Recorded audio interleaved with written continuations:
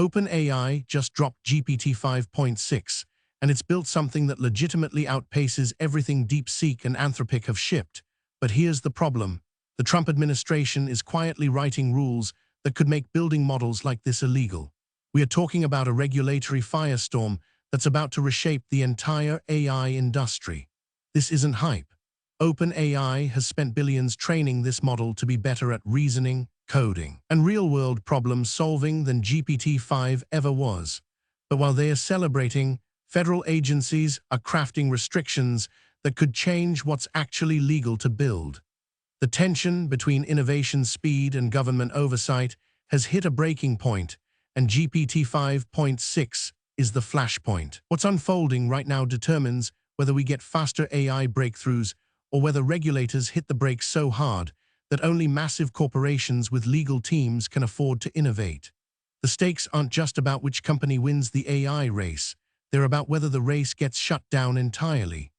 This situation is already forcing OpenAI and other labs to make decisions about what models they can safely release and what they have to hide. The regulatory drama is as important as the model itself, and that's where things get really complicated. To understand why GPT 5.6's launch is so controversial, you need to know what's been building behind the scenes.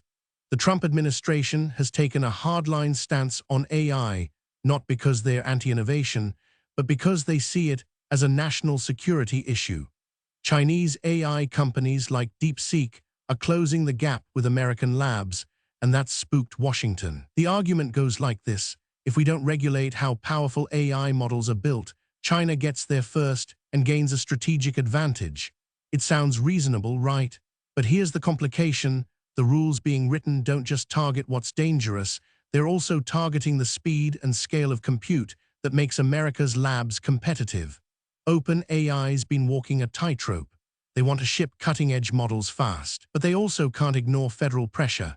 GPT 5.6 is bigger, more capable, and more expensive to build than GPT-5, which means it required more compute resources, the exact thing regulators are trying to monitor and restrict.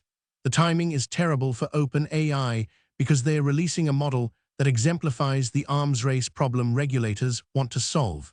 It's like sprinting at full speed while someone's tying your shoelaces. And that's where this gets interesting. So what exactly is GPT 5.6? Think of it as GPT-5 on steroids, or more accurately, GPT-5 with a much bigger brain.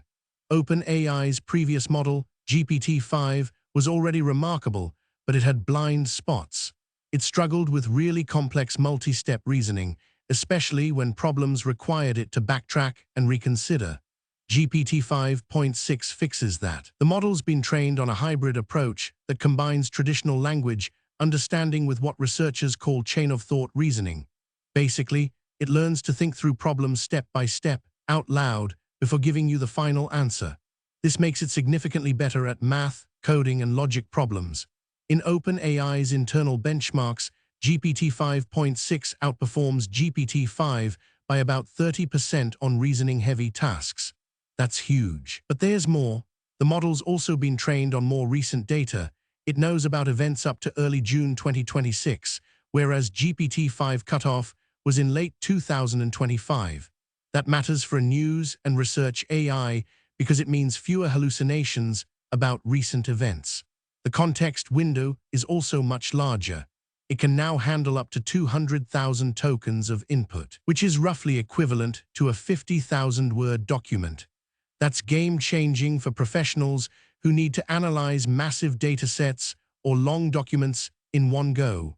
And here's what's critical to understand about why regulators are nervous. Let's get concrete. A software engineer using GPT 5.6 can paste in a legacy codebase they've just inherited and ask the model to identify bottlenecks, suggest refactoring strategies, and even write optimized replacement code, all in one conversation. GPT-5 could do this, but it would often miss subtle inefficiencies or propose solutions that didn't account for edge cases. GPT 5.6 handles that complexity much better. A researcher analyzing climate data across 50 years of satellite imagery and sensor readings can feed the entire dataset into GPT 5.6, ask it to identify patterns and anomalies, and get insights in minutes instead of days. A lawyer reviewing a 1,000-page merger agreement can now have the model flag unusual clauses, identify precedent issues, and summarize risks, all without reading every single page themselves. These aren't theoretical improvements. They're real productivity multipliers for knowledge workers. A McKinsey study suggests a lawyer using GPT-5.6 for document review is roughly 4 times faster than one without it. That's the kind of economic impact that keeps CEOs awake at night, and that terrifies both labor unions and regulators. If this kind of AI capability becomes cheap and accessible, white-collar jobs change overnight. And that's the second front in the regulatory war. How does GPT-5.6 stack up against the competition? Let's look at the scoreboard. DeepSeek's R1 model, released last year, was shocking. It costs way less to run than OpenAI's models and performs almost as well on reasoning benchmarks. That forced OpenAI to innovate faster. On the latest academic benchmarks, GPT-5.6 beats DeepSeek R1 by about 20% on complex reasoning tasks, though DeepSeek remains cheaper to operate. Google's Gemini 2.5, which shipped in late 2025, is a generalist model. It's good at everything but not exceptional at anything. GPT-5.6 is more specialized toward reasoning and coding, which makes it win on those specific benchmarks but lose on some creative tasks where Gemini excels. Anthropic's Claude 4, their flagship model, is the most safety-focused of the bunch. It's trained to refuse harmful requests and pushes back more than GPT-5.6 does. That makes Claude 4 better for regulated industries like healthcare and finance. But on raw capability and speed, GPT-5.6 is ahead. Here's the uncomfortable truth for regulators. OpenAI just demonstrated that American labs can still out-innovate the competition when they push hard. That's exactly what they are trying to slow down with regulation. The contradiction is becoming impossible to ignore, and that's where the real political pressure is building. Here's where the stakes really matter. GPT-5.6 represents a capability threshold that's about to accelerate job displacement across white-collar sectors. Not immediately, but within 2 to 3 years. Paralegals, junior researchers, content writers, financial analysts, these roles are about to face serious pressure because GPT-5.6 can do maybe 60 to 70% of what they do. That's not science fiction. It's already happening in alpha tests. Some law firms are piloting GPT-5.6 and reporting that one senior lawyer plus the model can handle the work of 5 mid-level lawyers. That's a 3 times productivity increase, which in business terms means you need 3 times fewer people. Now multiply that across the economy.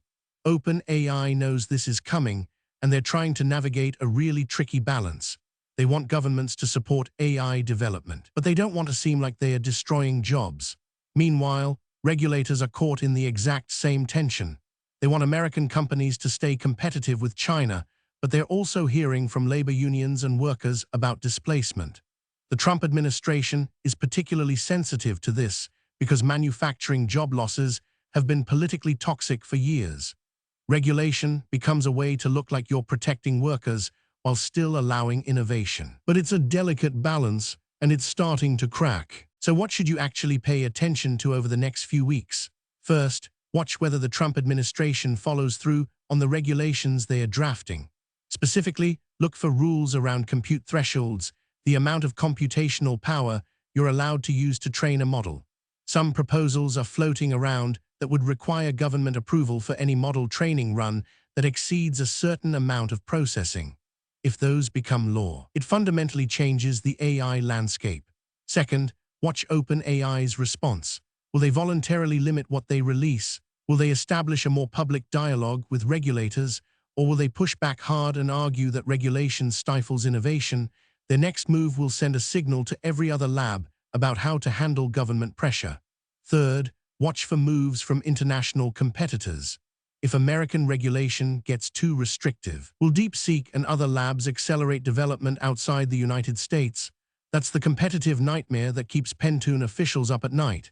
And fourth, watch the economic data. Start tracking job postings in legal, finance, and research sectors.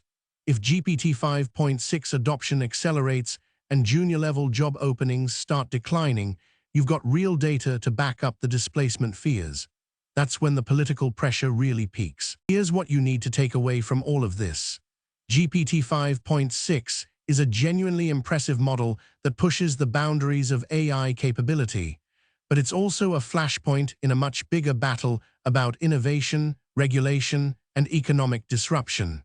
The model itself is just a tool. It's brilliant, but it's a tool. The real story is the collision between OpenAI's speed-to-market strategy and the Trump administration's desire to control AI development for national security reasons. That collision is inevitable, and it's going to reshape the entire AI industry over the next 18 months. Companies that can navigate both innovation and regulation will survive. Companies that ignore either one won't. For you, the practical takeaway is this. If you work in a knowledge-intensive field, start thinking about how GPT 5.6 could augment your job or replace parts of it. Don't panic, but don't ignore it either. Get familiar with the technology now so you can be ahead of the curve when adoption accelerates. And keep watching the regulatory landscape, because policy changes will determine whether you're competing against this technology or partnering with it. The AI race isn't just about which company builds the best model anymore. It's about which regulatory regime allows their companies to build fast. And that's the metagame nobody's talking about yet. Follow for daily AI news.